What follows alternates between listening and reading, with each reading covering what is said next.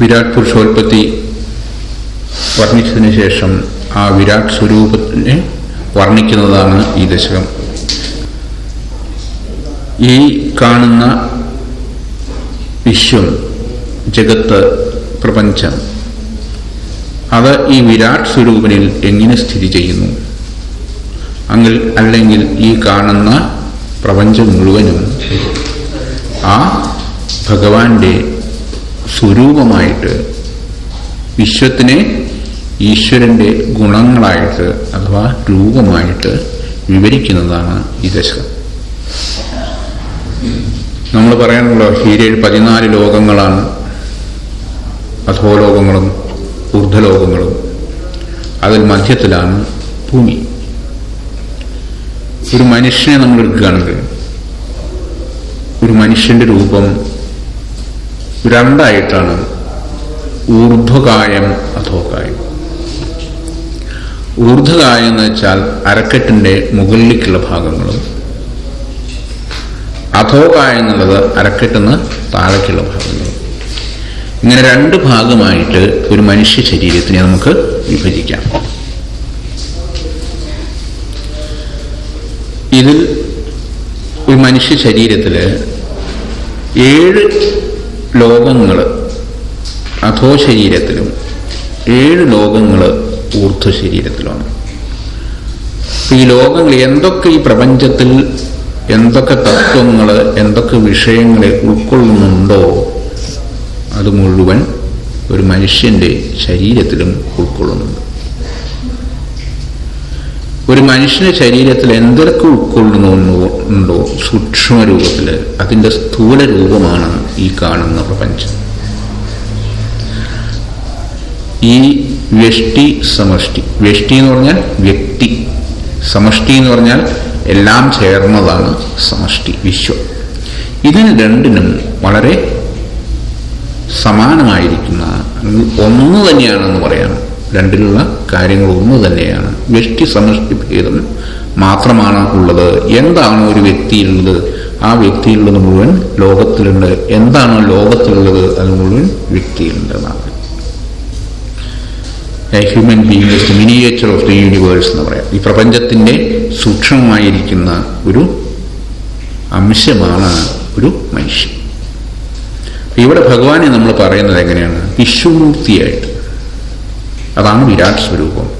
ഭഗവാന്റെ വിശ്വമൂർത്തിത്വം ആണ് വിരാട് എന്നുള്ള സ്വരൂപം. ആ വിശ്വമൂർത്തിയായിരിക്കുന്ന ഭഗവാന്റെ വ്യഷ്ടിയിൽ വരുമ്പോൾ ഒരു വ്യക്തി, ആ വ്യക്തിയെ വിശ്വമായിട്ടും അതിലുള്ള മൂർത്തിയെ ആത്മാവായിട്ടും ആ ആത്മാവിൻ്റെ ശരീരമായിട്ടും നമ്മൾ എങ്ങനെ കാണുന്നുവോ അതുപോലെ ഈ കാണുന്ന പ്രപഞ്ചത്തിൻ്റെ ആത്മാവാണ് പരമാത്മാവായിരിക്കുന്ന ഭഗവാൻ. അപ്പോൾ ഈ 14 ലോകങ്ങളും ഒരു ശരീരത്തിലുണ്ട്. എന്താ ഒരു മനുഷ്യ ശരീരത്തിൻ്റെ സിസ്റ്റം നമ്മൾ ആലോചിച്ച് നോക്കൂ. നമ്മൾ കാണുന്നതായിട്ടുള്ള ശരീരത്തിൽ പുറമെ കാണുന്നത് കയ്യ്, കാല്, ശിരസ്, മാറ്, കണ്ണ്, മൂക്ക്, ഇന്ദ്രിയങ്ങൾ. ഇതിലപ്പുറം നമുക്കൊരു മനുഷ്യനെ കാണാൻ സാധിക്കില്ലല്ലോ. ഇനി അതിൻ്റെ ഉള്ളിലേക്ക് പോവുകയാണെങ്കിലോ ആന്തരികമായിട്ടുള്ള അവയവങ്ങൾ, തലച്ചോറുണ്ട്, ഹൃദയമുണ്ട്, കരളുണ്ട്, കുടലുണ്ട്, മജ്ജയുണ്ട്, മാംസമുണ്ട്, അസ്ഥികളുണ്ട്. ഇതിൽ കൂടുതലൊരു മനുഷ്യൻ എന്താ നമ്മൾ മനസ്സിലാക്കുക? ഇല്ല. ഇതൊന്നും അപ്പുറത്തുള്ള കാര്യങ്ങളാണ് ഇവിടെ പറയുന്നത്. മനുഷ്യന്റെ ശരീരത്തിൽ ഇപ്പോൾ പൂർവ്വദശകത്തിൽ നമ്മൾ നോക്കി, ഓരോരോ ശരീരഭാഗങ്ങൾ, ഓരോരോ ഇന്ദ്രിയങ്ങൾക്ക്, ആ ഇന്ദ്രിയങ്ങൾക്ക് സൂക്ഷ്മമായിരിക്കുന്ന ശക്തികൾ, ആ സൂക്ഷ്മ ശക്തിക്ക് അതിൻ്റേതായിരിക്കുന്ന ദേവതകൾ, ഓരോരോ ഇന്ദ്രിയത്തിന് ഓരോരോ ദേവതകൾ, അന്ധകരണങ്ങൾക്ക് ദേവതകൾ.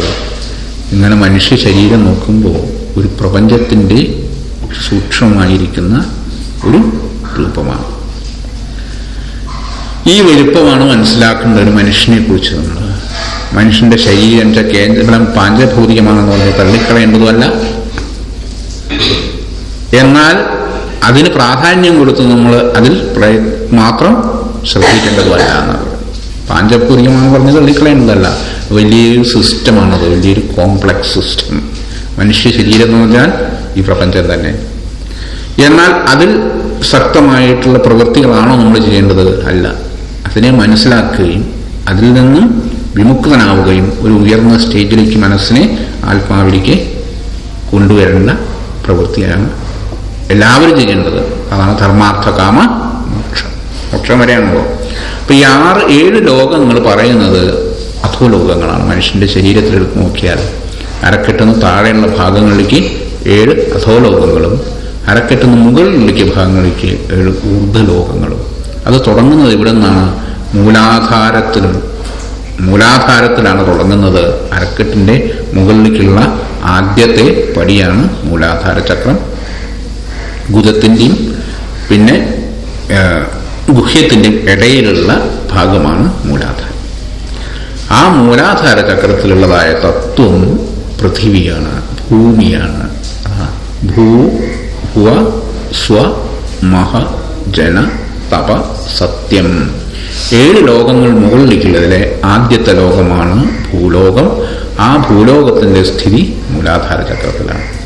അങ്ങനെ 7 ചക്രങ്ങൾ മുകളിലേക്കുണ്ട്. ഓരോരോ ചക്രങ്ങളിൽ നമ്മൾ ഓരോരോ ലോകത്തിനെ കൽപ്പിക്കണം, ഓരോരോ ഭൂതങ്ങളെ കൽപ്പിക്കണം.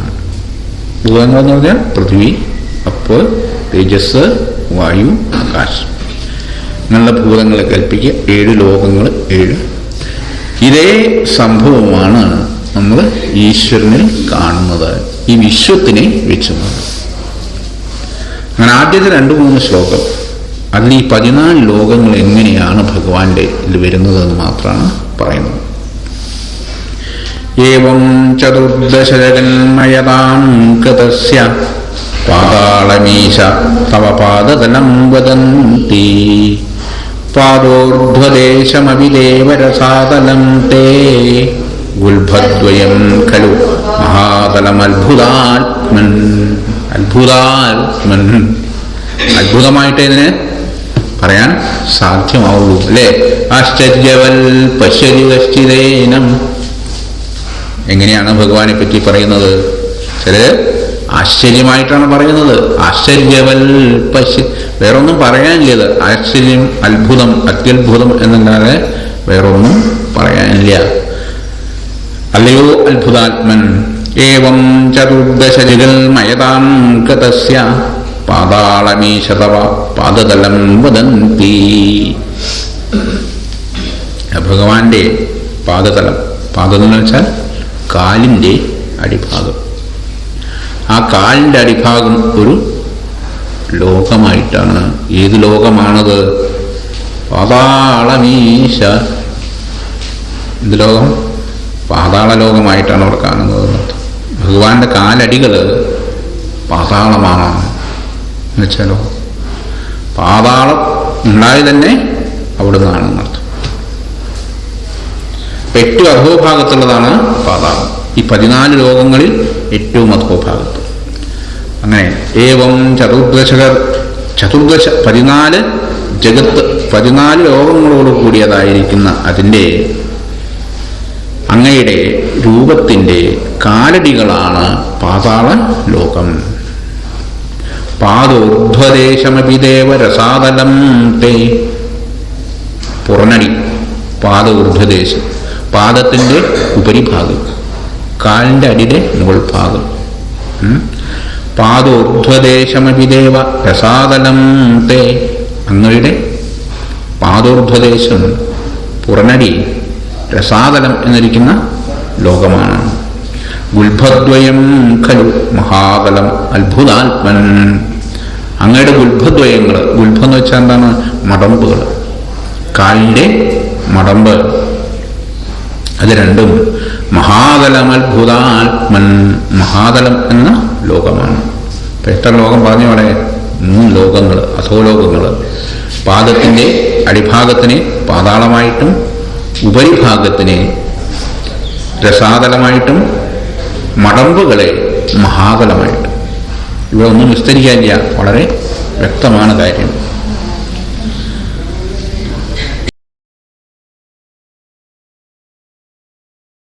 ജംഘേ തലാതലമഥോ സുതലം ജജാനു.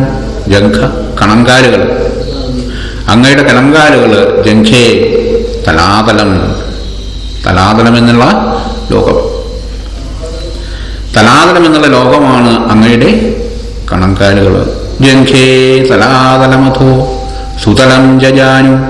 ജാനുണ്ട്, മുട്ട്, കാലിൻ്റെ മുട്ട്, സുതലം എന്നുള്ള ലോകം.